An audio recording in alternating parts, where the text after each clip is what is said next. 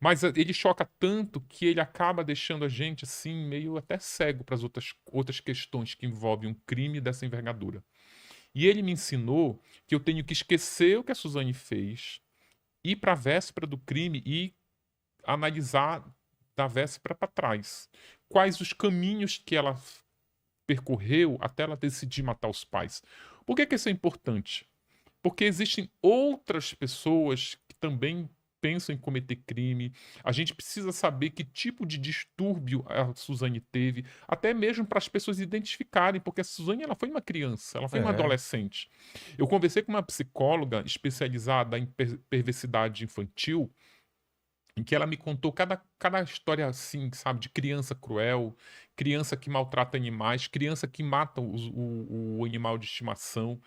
E essas caramba. crianças elas são levadas para ser tratadas por psicólogos especializados e os psicólogos dizem, se essa criança não for tratada, ela vai ser uma criança que quando ela for adulta, ela cometeu um crime e o pai vai dizer, nossa, nunca imaginei. Pessoas, inclusive, com... Não é... Estou falando de pessoa desprovida, pessoas com poder aquisitivo alto.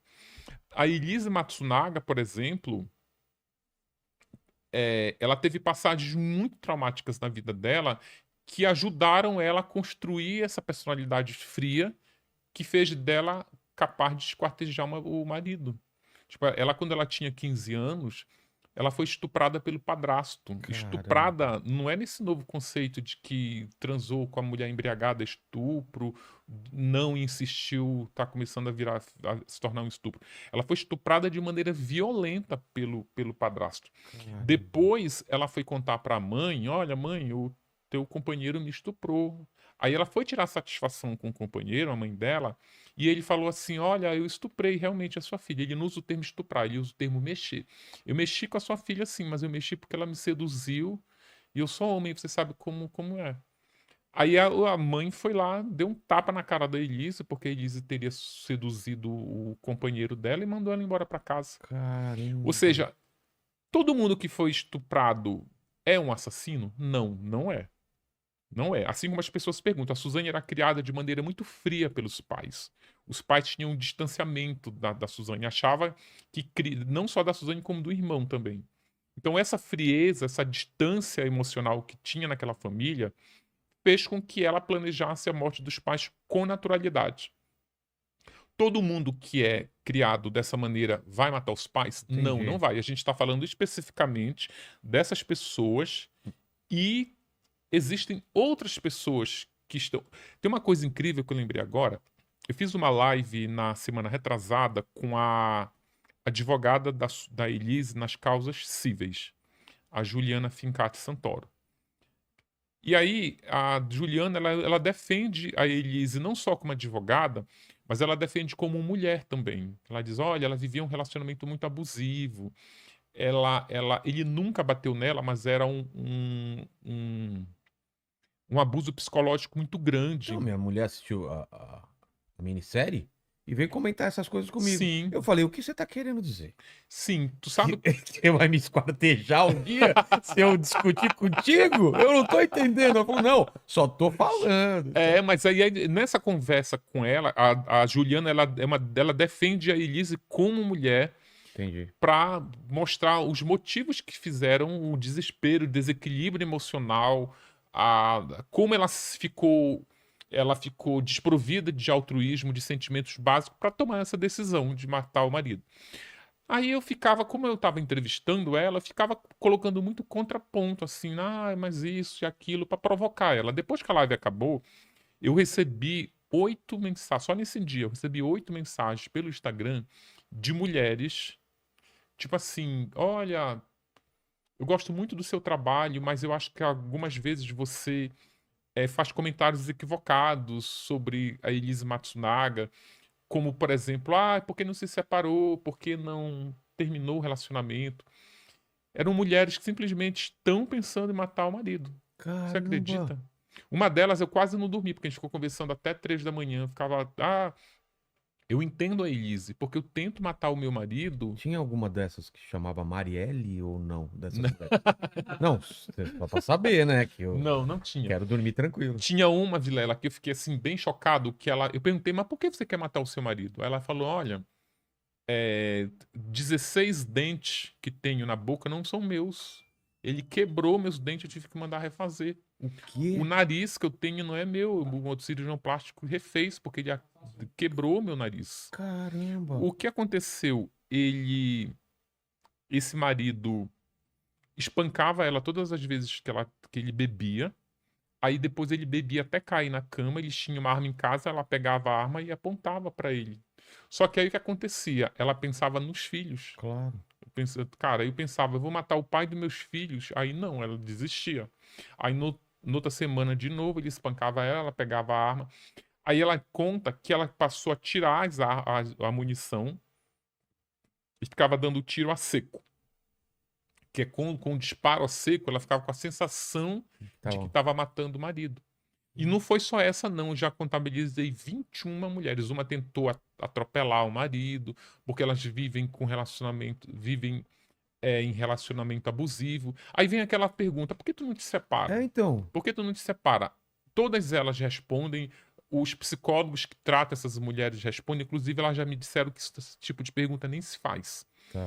Isso tem até aqui no livro, já na Elise, como eu já estava pesquisando, tem uma mulher que era muito abusada pelo marido também, o marido ameaçava ela. A resposta é muito simples. O relacionamento abusivo, que não necessariamente envolve violência, por exemplo, o Marcos nunca bateu na Elise. Nunca deu. Ele deu um tapa na Elise, mas quando ele deu o tapa foi na noite que ele morreu. Tá. Mas ao longo do casamento ele nunca bateu nela. Mas às vezes é pior do que um tapa, as palavras que Claro. machucam. Então, assim. A humilhação. A né? humilhação, exatamente. A resposta é porque não se separam. A mulher que é vítima de abuso, Vilela, elas têm a autoestima tão baixa, mas tão baixa, que elas não conseguem nem reagir.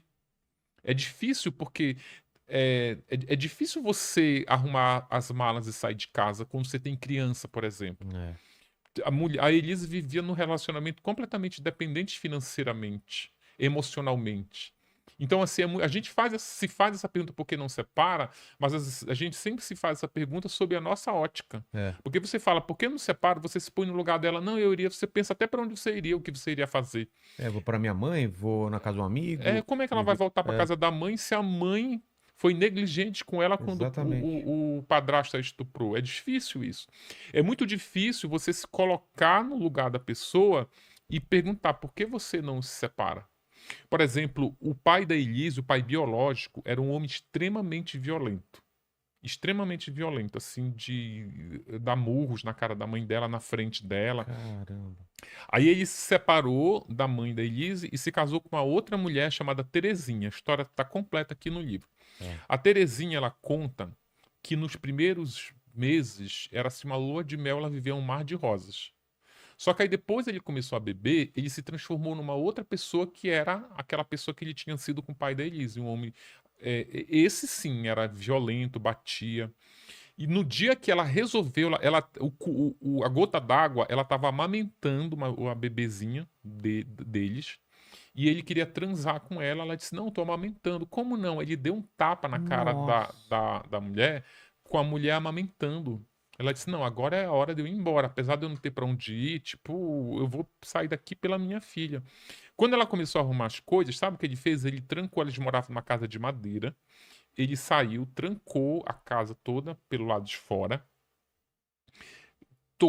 encharcou com gasolina e, pela uma fresta, acendeu um palito de fósforo e falou: olha, se você for embora, eu vou tocar fogo na casa e você vai morrer carbonizado aí Meu dentro. Deus do céu, cara. Então, tu pensa o seguinte: olha no que ela condiciona ela sair desse casamento. A morte. A morte. Então não é fácil assim. Sair de um relacionamento abusivo não é abrir a porta, tchau, beijo, me Começa liga. uma vida nova. Não, cara, é muita sequela. Caramba. É muita sequela. Até você descobrir. E elas contam que começa. O abuso nunca é. O abuso é uma escalada. Não é uma coisa Sabe o alcoolismo? Você não começa a beber e se torna um alcoólatra. Você vai Não cada bebe vez 10 mais e garrafas mais. na primeira vez. Sim, É. sim, exatamente. E elas contam isso assim. Então, aí, a partir daí, inclusive, eu parei de fazer essa pergunta. Por que você não sai do relacionamento? Não. Medo, impotência, Autoestima. Cara, uma autoestima. pessoa com autoestima baixa, ela é incapaz de ir ali na esquina. Ela é incapaz de passar a escova no cabelo na frente do espelho. A mulher é incapaz de Caramba. passar um batom. Com autoestima baixa, ela. Cara, é uma coisa. A Elise, eu vou só te dar um exemplo. A Elise, ela era prostituta. Ela conheceu o Marcos na prostituição, Lá no sul ou aqui? aqui em São Paulo. Mas ela nasceu Ela, no Paraná, ela nasceu em Chopinzinho, no Paraná. que inclusive é